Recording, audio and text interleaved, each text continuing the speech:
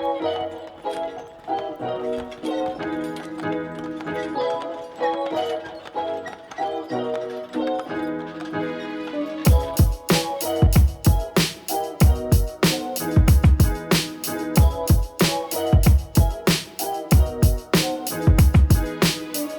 guys, we're on Mackinac Island in Michigan. We're here for Proven Winners' 4th annual Grand Garden Show, and it has been amazing.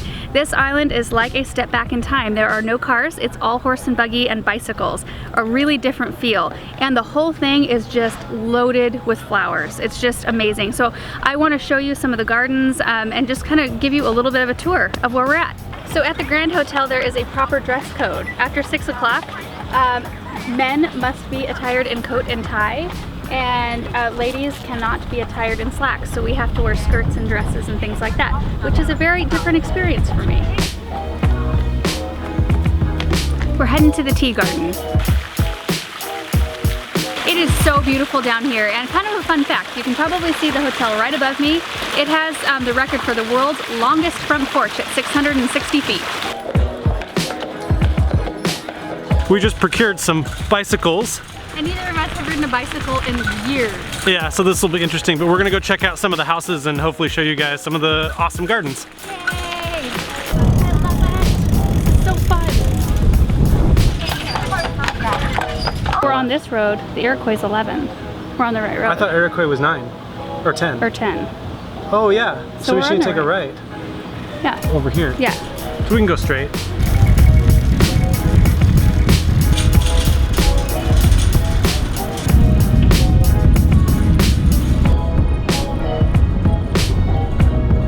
Like I said, there are no cars on the island, so there are either horse rides, horse and carriage, or bikes. Yeah.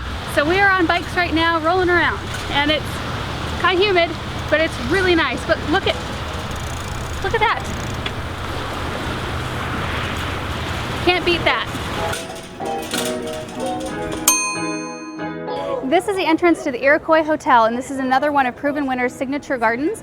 We've showed you 4-star greenhouse in Michigan and a Pleasant View in New Hampshire, and those were both signature gardens as well.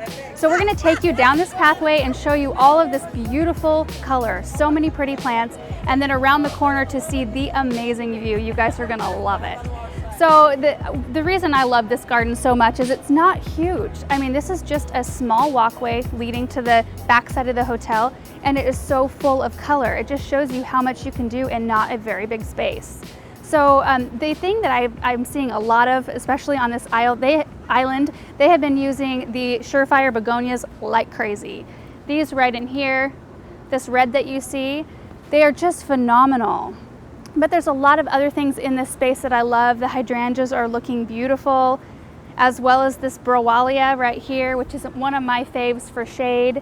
And then more lemon coral.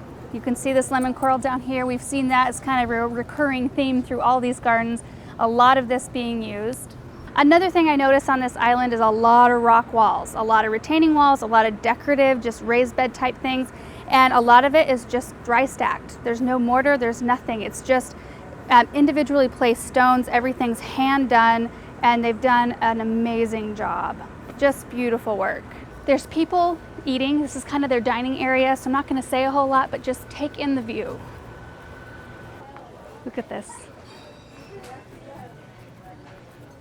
So a lot of the plantings up here are kept really low and tight so they don't get in the way of the view, because look at this. And if we come out a little bit further, you can see all of the beds that have been planted up, those big splashes of color, really inspiring. I'm told they do quite a few intimate weddings out in this grassy area. I think that would just be perfect.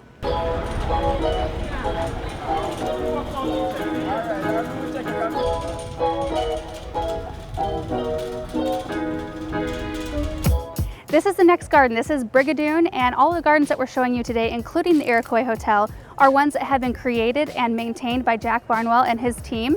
And the thing that amazes me the most about this group of people is that they do everything without cars. It's all with bicycles and horse and carriage. So all of their tools, their everything, they haul around just behind their bikes. If it's big stuff, it's with horse and carriage. So it's something that I just never dreamed of somebody doing, but they do a beautiful job. I mean, just take a look right here.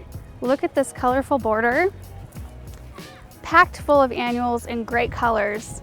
I love the color palette, the pinks, whites, purples, and the pale yellow. It's really pleasing. And these meteor showers of verbena attract the monarchs like crazy. So if you want to attract monarchs, plant meteor showers verbena. I'm going to plant a lot of it next year. All right, let's head to the back. Ooh, before we go to the back though, look at this, you guys. So the fine line buckthorns right here, these green, taller green shrubs here, that's a really interesting choice to me. Usually you see evergreens in places like this, the real formal evergreens. I really like that they chose something different. It makes it unique. Amazing hydrangeas here, and then if you follow up, you can see the horse, the barn, and throughout this garden, they've got some really beautiful carriages. A lot of these homeowners, it's really important to them to maintain the history and the feel and the traditions of the island. And I think that's what brings people here. It's such a neat step back in time. It's really charming, very different from any place I've ever been. They've also got artists posted in the gardens and they're painting beautiful pictures.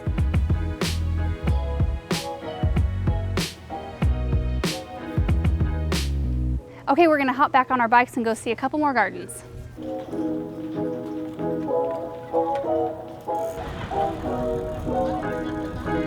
This is Hollyhock Cottage because of all the hollyhocks planted along the front of the fence, and that's traditionally what's planted there. So we're gonna go through this garden and then the one right next door that's called Edgecliff. I gave tours through these gardens yesterday to a bunch of gardeners, so we'll just go right in. One of my favorite things about this house is all the rock work. Come and take a look. This is all limestone from Eden, Wisconsin, and it's all hand-placed, hand-carved, dry stacked. They brought in over 275 tons, I don't know if I already said that, but 275 tons of stone into this garden. It's amazing. And this whole renovation, so the whole house and landscape renovation happened about 3 years ago, and look at it already. It already looks like a mature landscape. No words.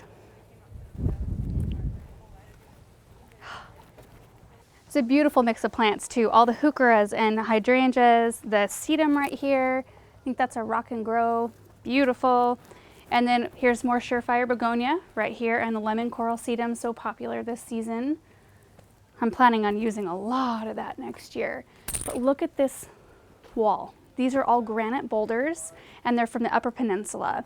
And they were all stacked, some with machine if they had it, because you know there's no cars and no machinery on the island, so you can get a special permit if you've got big projects or home renovations, things like that. And so some of these were stacked that way, but you can see that they have meticulously placed these rocks and cut them so that everything fits just perfectly. And again, that was all Jack Barnwell's crew that did all of this work. Another thing that I think is really cool is they've been trying to add in edibles into all of their landscapes over the last couple of years. So you have these terrace levels full of gorgeous plants, and then you look right over here and there's a big zucchini. And next to that there's tomatoes and peppers and other things, and I love that. I love seeing practical mixed in with the pretty. Up here, this vista is just beautiful. I happen to love urns and anything that looks like that, so that just calls to me. So this garden ends with a really woodsy feeling area, and I love the grass in between the stones. It's so pretty. Okay, let's go to the next one. This is the Stroh house, and my favorite part about it is, well, all the color and the hydrangeas. Check them out. So I'm seeing a lot of large stones with grass in between. Really pretty way of doing pathways. Look at these double impatiens. I need these in my life. I don't know much history about this house, but boy, it is just absolutely gorgeous. Look at the box hedge right here. Just kind of a nice frame for this area. There's another one right there.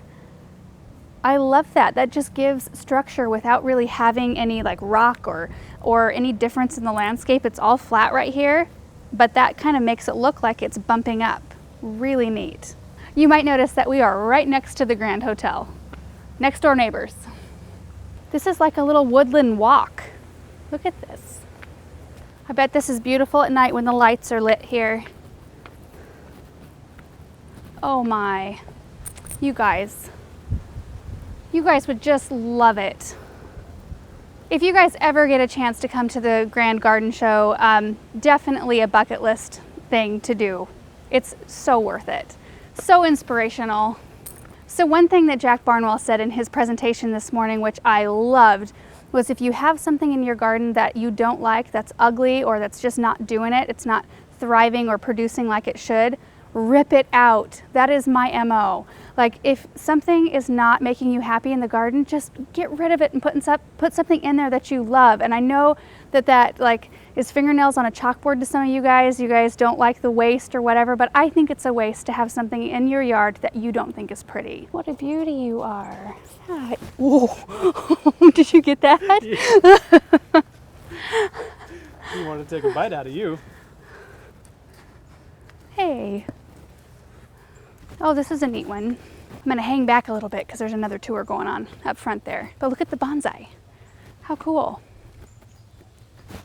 This one's got lots of funny little art hanging out. Toads and hedgehogs. There's an eagle and an owl I saw.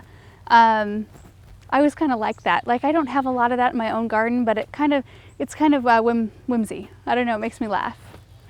So, oh, see, there's a cat. This is really nice, just brimming with color and foliage. The coleus and the impatiens and just the supertunias, it all looks so pretty. I love it. It looks like we've got some Supertunia Vista bubblegum in these urns, which I have a ton of planted at home. If you've been watching our videos, you probably remember seeing us plant a bunch this past May. So that's it, you guys. We only covered like 4 or 5 of the gardens that are on this tour. There were 14 total, and they were all beautiful. They all were unique, but we only had so much time. So I hope you enjoyed seeing what we were able to capture. There's a few things that I'm taking home for sure. Major inspiration in the way of planting perennials. Just lots of color. It's totally worth it. It makes gardens stand out and makes them really just pop. There's a few in particular, like the Surefire begonias and the Meteor Showers verbena, not verbena, that I saw planted a lot, and I really liked it. The second thing was take things out if you don't like it. If it doesn't work in your garden, take it out. You know, love where you live. Love your garden. And the third thing is to slow down a little bit. The whole feel of this island is a step back in time. There's no cars, there's no running around. You know, you have to take a bicycle or horse and carriage to get to where you need to go. And there's something about that, you know, slowing down and enjoying the slower pace and not trying to get so much done so quickly, enjoying life. So hope you guys enjoyed this video, and we will see you in the next one. Bye.